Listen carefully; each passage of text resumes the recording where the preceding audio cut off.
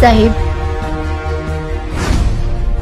जिस परमेश्वर के विषय में कहा जाता है, त्वमेव माता च पिता त्वमेव, त्वमेव बंधु च सखा त्वमेव, त्वमेव विद्या च द्रविणम त्वमेव, त्वमेव सर्वम मम देव देवः।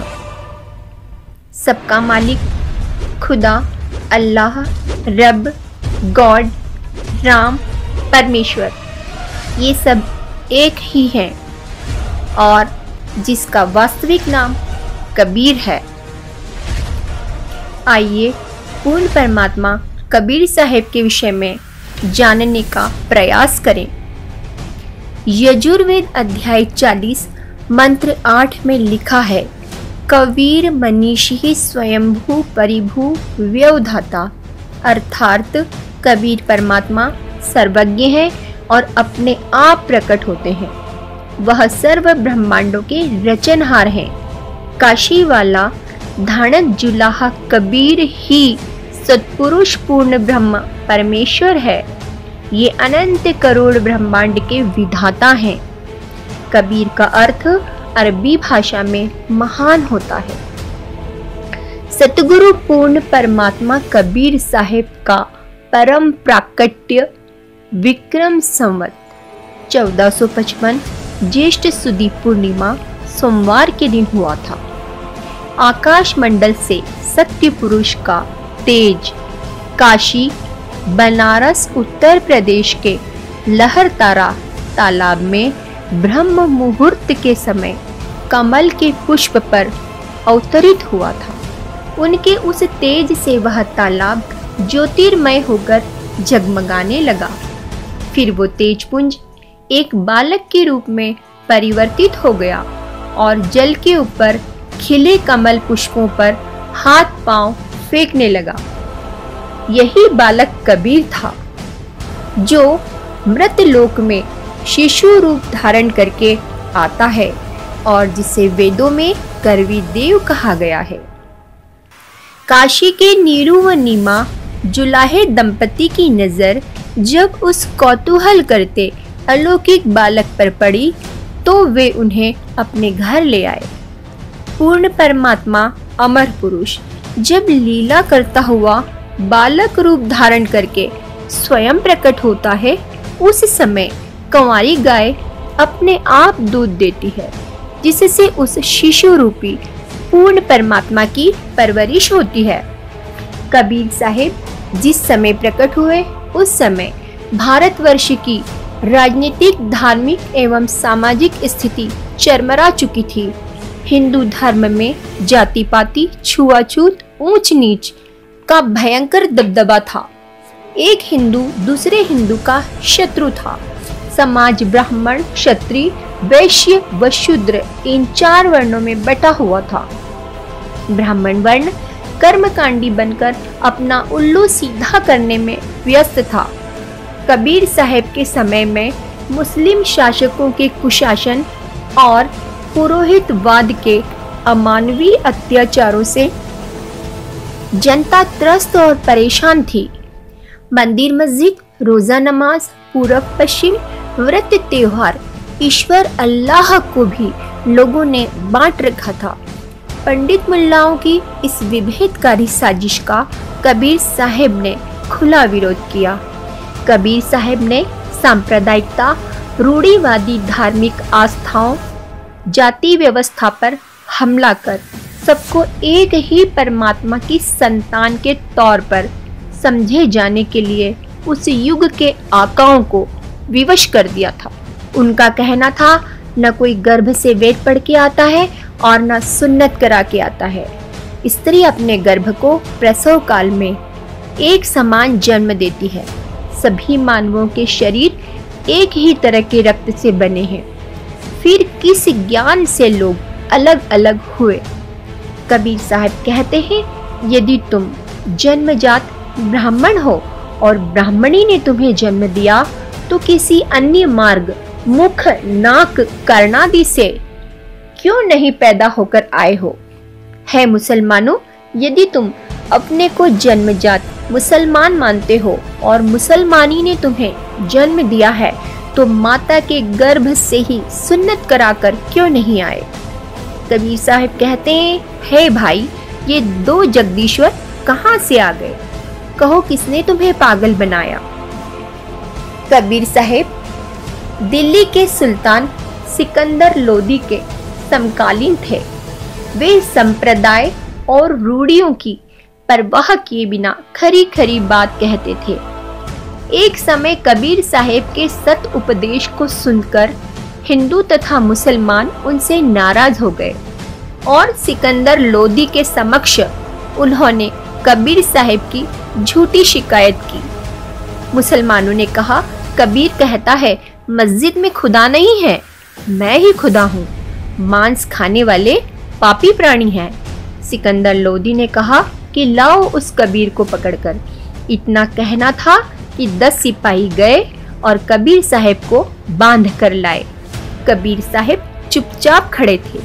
सिकंदर लोधी ने पूछा, कौन है तू, बोलता क्यों नहीं, अपने आप को खुदा कहता है?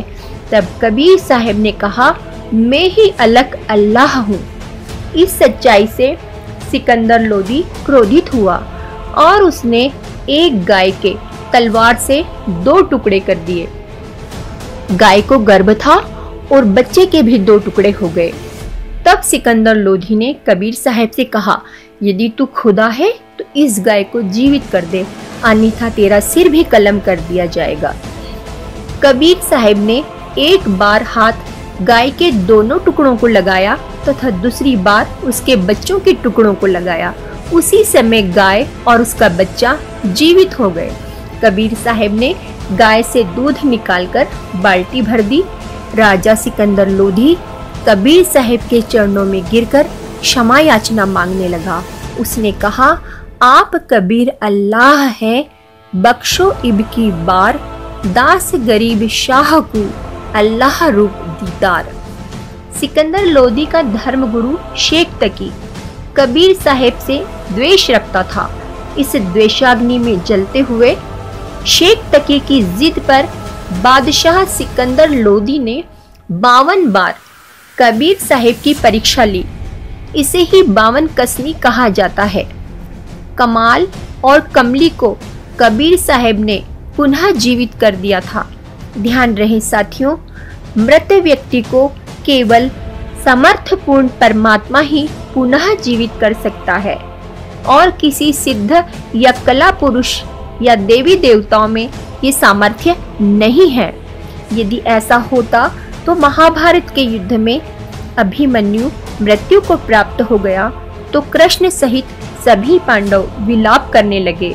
उस समय कृष्ण भी अभिमन्यु को इसलिए जीवित नहीं कर पाए क्योंकि उसकी आयु शेष नहीं थी। कबीर परमात्मा ने 5 वर्ष की आयु में गुरु मर्यादा को बनाए रखने के लिए लीला की और रामानंद जी को अपना गुरु बनाया।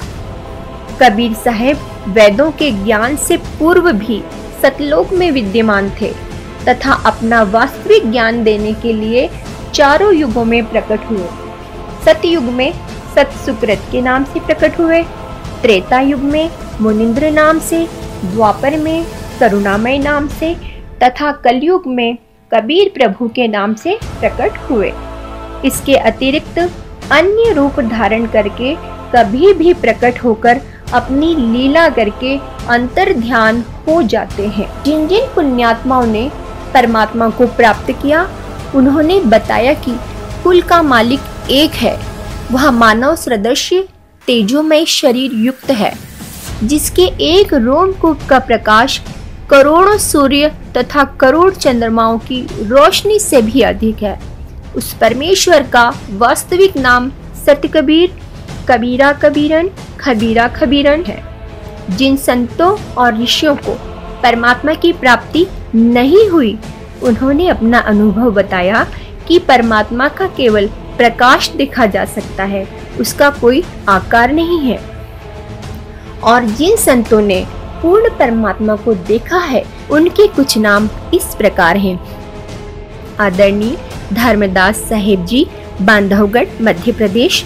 आदरणीय दादू साहेब जी, आदरणीय मल्लुकदास साहेब जी, आदरणीय गरीबदास साहेब जी, गांव छुड़ानी, जिला झज्जर हरियाणा वाले, आदरणीय नानक साहेब जी, आदरणीय घीसा दास साहेब जी। गरीब दास साहेब जी पूर्ण परमात्मा के विषय में कहते हैं, अजब नगर में ले गया हमको सतगुरु आन, झलके बिंब अगाध गति, सूते चादर तान।